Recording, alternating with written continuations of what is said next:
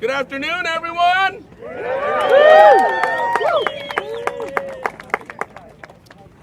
I want to start by thanking you for being here today, especially those that will be speaking with me from the podium. Today we have Linda Kropp, Chief Counsel for the Environmental Defense Center.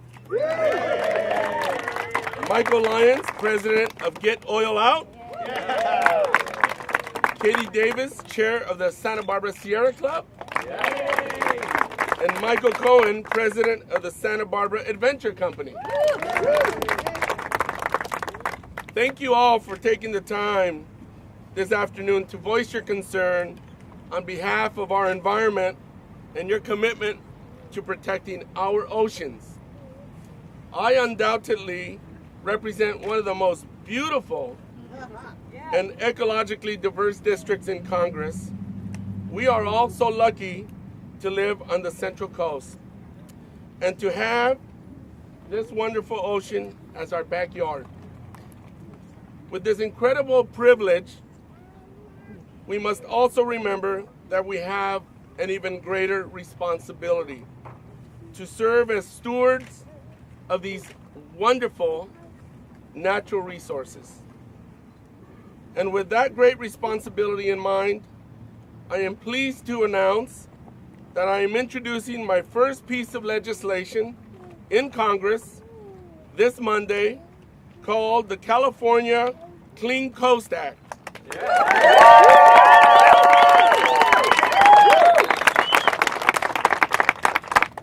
This legislation would permanently ban future oil and gas leasing and drilling off the coast of California in the Outer Continental Shelf.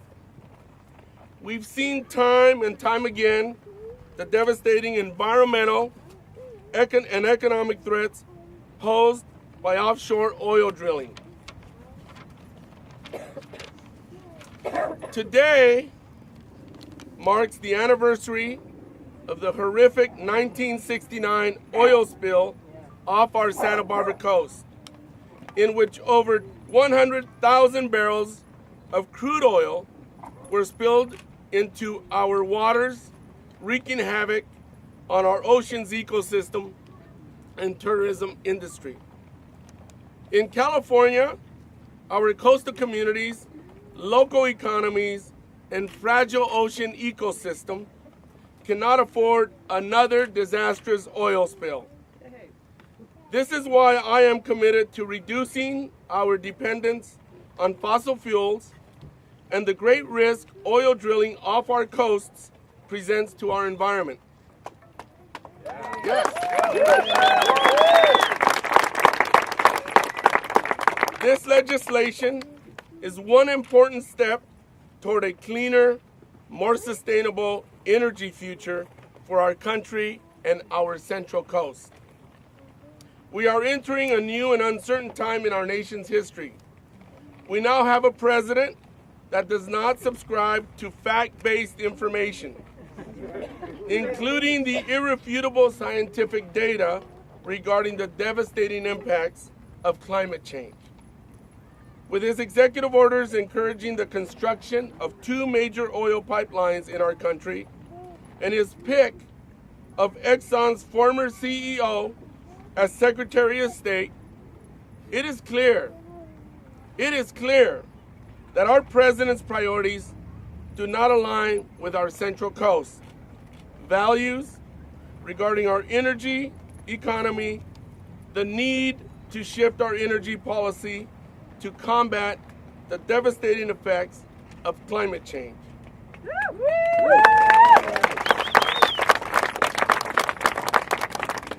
This is why it is critical, now more than ever, that we pass this legislation to protect our coastal environment from further oil drilling and preserve its beauty and vibrancy for future generations. Today we are reminded that we must learn from our history as we remember the devastating impacts of our reliance on fossil fuels.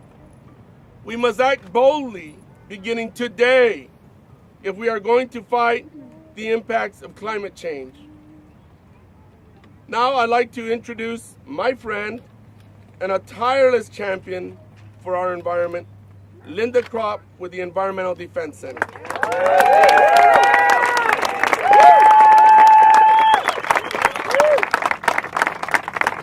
Thank you. It's wonderful to see so many people out here on such a beautiful day. Speak a little louder. Okay, thank you. We are living in a whole new reality show.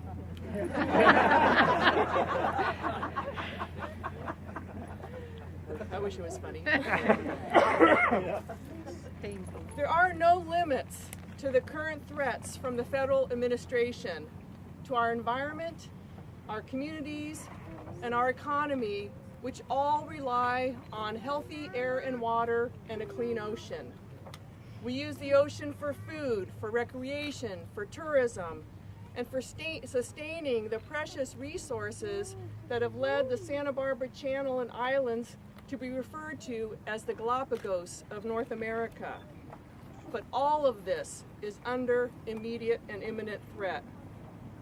Fortunately, we have a congressman who understands the value of our coast and ocean and is taking action to protect us from these new threats.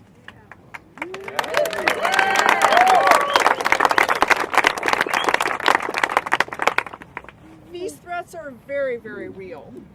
Not only do we stand on the site of the 1969 Santa Barbara oil spill, which had devastating effects to our community and environment and fishing and tourism economies, but we just had a major oil spill only a year and a half ago. We know that it's not a question of if, but when we have an oil spill, and that's why we need to take action now. This threat is greater than ever because we do have a president that can open our coast to more oil leasing and drilling. And that's why we stand here to support the California Clean Coast Act, which would permanently ban future oil and gas leasing off the California coast. Can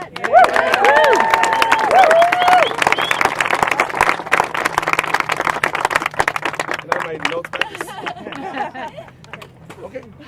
Next, we have another champion of the environment, Katie Davis, Group Chair for the Santa Barbara Sierra Club. All right. So a marine biologist friend of mine who has dived all over the world.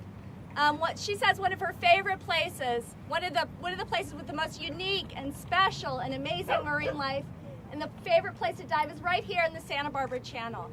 It's unique. And one of the best places to dive and snorkel offshore in the Central Coast was Refugio Beach.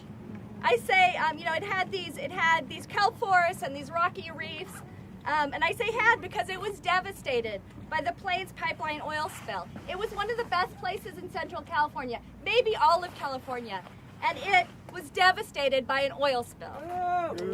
It is our ocean and our coastline that makes Santa Barbara so special. The risk of another oil spill is unacceptable.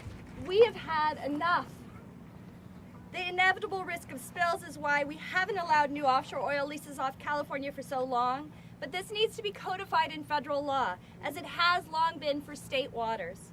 We thank Congressman Carbajal for his leadership in making this state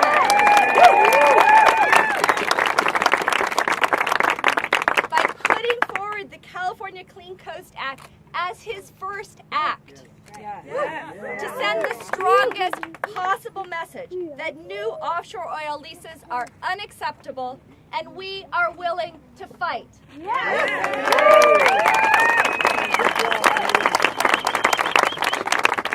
And one last thing, we have more support on this than you think. I'm a member of Sierra Club's National Marine Action Team, a group of coastal activists from all around the country. When the Obama administration proposed drilling in the Atlantic Ocean, there was an outcry, and not just the liberal Northeast, but the Southeast as well. North Carolina, South Carolina, Georgia, Florida. These are red states. but 90% of coastal cities passed resolutions against offshore drilling and seismic testing. It's bad for coastal business everywhere. After more than 3.3 million public comments and 36 public meetings, the recent 5-year lease plan excludes drilling in the Pacific Ocean, the Arctic Ocean, and the Atlantic Ocean.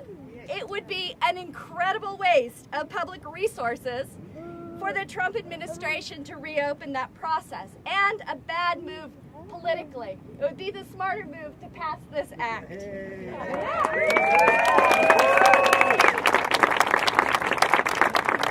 Ask any coastal city anywhere. Don't mess with our beaches. Thank you. Yeah. Next, we have Michael Lyons, president of Get Oil Out. We all know who Get Oil Out is, right? Yeah.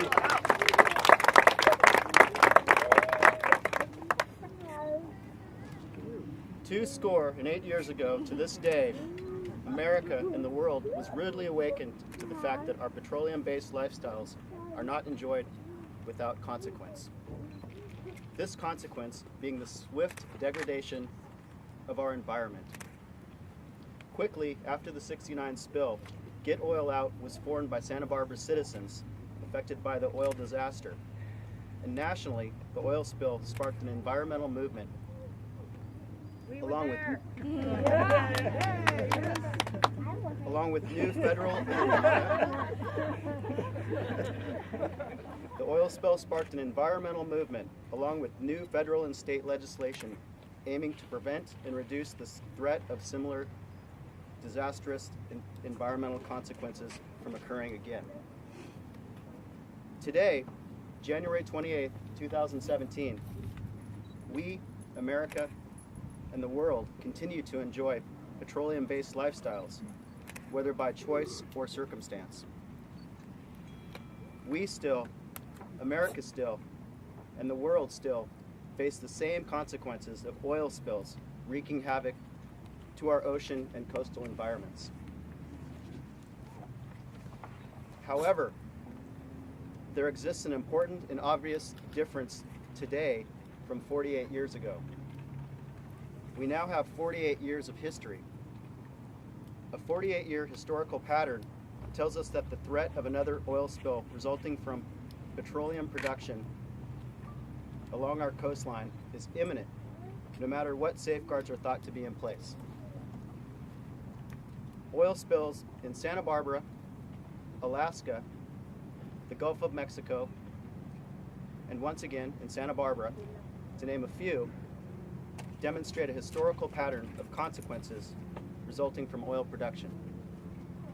Even with the most expensive and proven modern-day technology and engineering know-how, the imminent threat still exists today.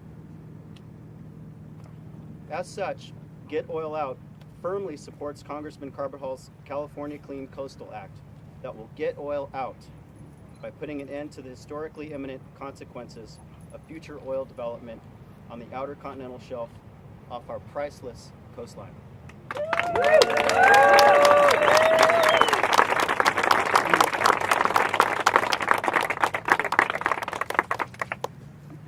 Thank you, Michael.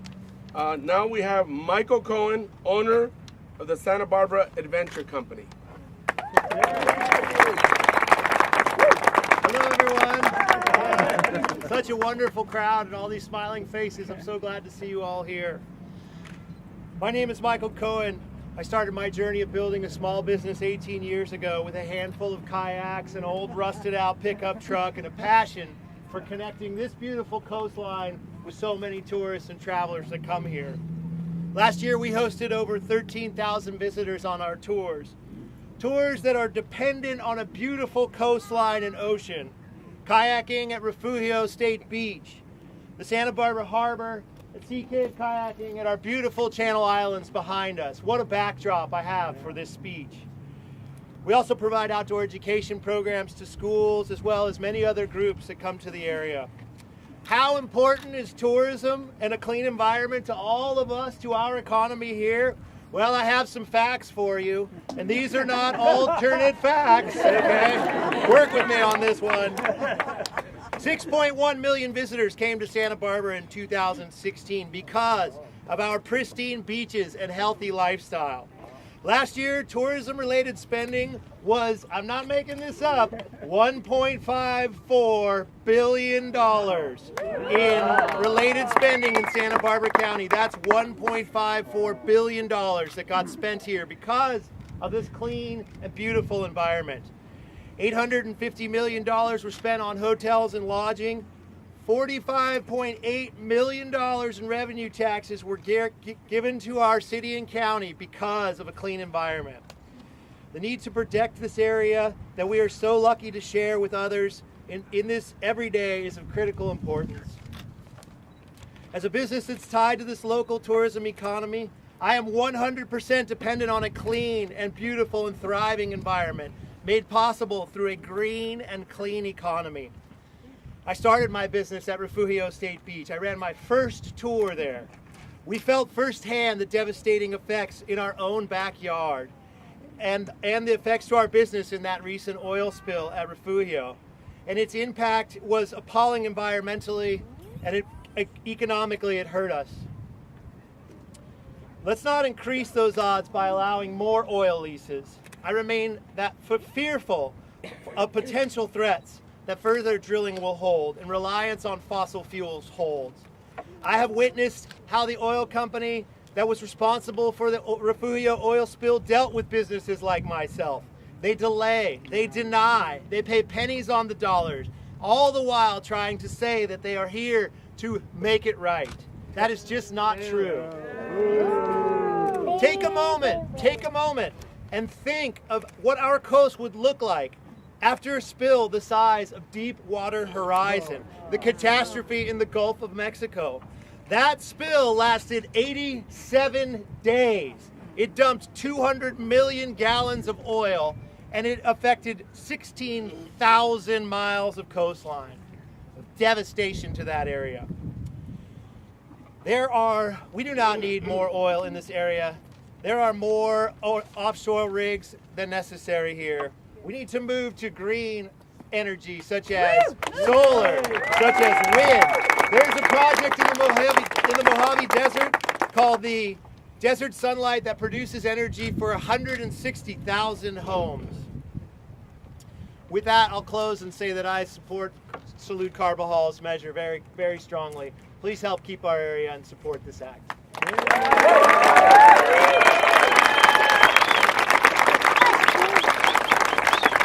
In closing, let me just say, what a great sight you are for sore eyes. I am so energized by you all being here, and more than ever, we have to be vigilant and we have to be active. We know what's at stake, and we have to speak up. And I want to, in particular, recognize Indivisible Santa Barbara. We have to organize and we have to speak out. There's too much at stake. Thank you all for coming, and I want to open it up to the media for questions. Yes. Feel free to ask a question. I was here 48 years ago. I was disgusted that lots of efforts were made to cover up the spill with fresh sand so our president didn't have to take a look at the reality of the damage that was done.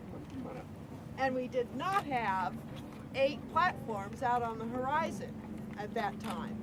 We are at risk right now. Absolutely. So we don't need to even look to the future, but we must, unless we're going to want our whole horizon lined with those ugly things. So Absolutely. thank you for your hard work. Thank We you. just love you. You are a fun. And you know, we stand on shoulders of people that have come before us. And I would be remiss if I didn't recognize 2 people. One, Congresswoman Lois Katz. For continuously and consistently fighting the good fight on this very important issue.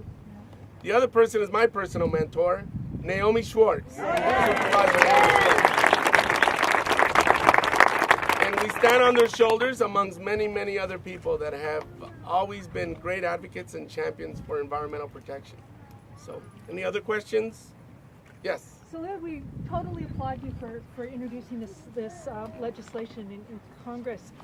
But the combination of Rex Tillerson, the CEO of ExxonMobil, and Trump's Secretary of State, along with Rick Perry, as the Secretary of Energy, creates a massive influence by oil and gas companies on economic and national security policies in our country.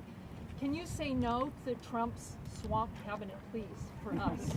Well, I wish I had a say, but the Senate is the one that makes those confirmations. But I will say no every chance I get.